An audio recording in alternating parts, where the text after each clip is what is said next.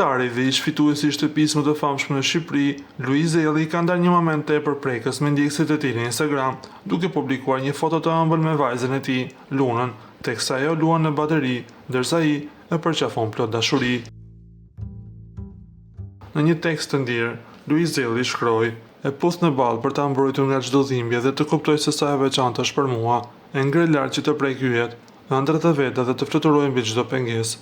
E mbaj në prerin tim që të ndjej ritmin e zemrës time, se që kur erdhi ajo, çdo raje ka kuptim dhe çdo moment më ngjall jetë dhe shpresë."